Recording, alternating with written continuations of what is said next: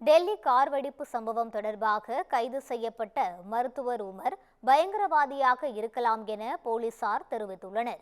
செங்கோட்டை அருகே நடந்த கார் வெடிப்பு சம்பவத்தில் 12 பேர் கொல்லப்பட்ட நிலையில் முதற்கட்ட விசாரணையில் காரின் உரிமையாளரும் மருத்துவருமான உமர் தனது கூட்டாளிகளுடன் சேர்ந்து டெட்டனேட்டர் மூலம் வெடிக்கச் செய்தது சிசிடிவி காட்சியில் பதிவாகியுள்ளது.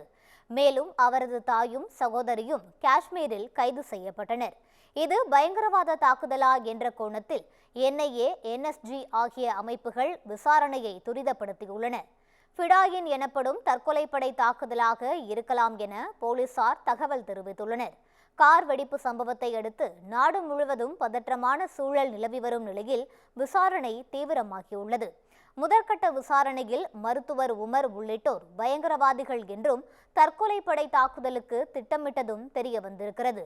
காஷ்மீரில் நடத்தப்பட்ட சோதனையில் 350 கிலோ மதிப்புள்ள அம்மோனியம் நைட்ரேட், கை துப்பாக்கிகள் உள்ளிட்டவை பறிமுதல் செய்யப்பட்டன. இதனிடையே அண்மையில் உத்தரப்பிரதேச மாநிலம் லக்னோவில் வைத்து பெண் டாக்டர் ஷாகினை போலீசார் கைது செய்தனர். ஜெய்ஷ்-இ-முகமது அமைப்பைச் சேர்ந்த பெண் டாக்டருக்கு டெல்லி கார் வெடிப்பு சம்பவத்தில் தொடர்பு இருப்பதாக போலீசார் சந்தேகப்படும் நிலையில் அவரது புகைப்படத்தையும் வெளியிட்டுள்ளனர்.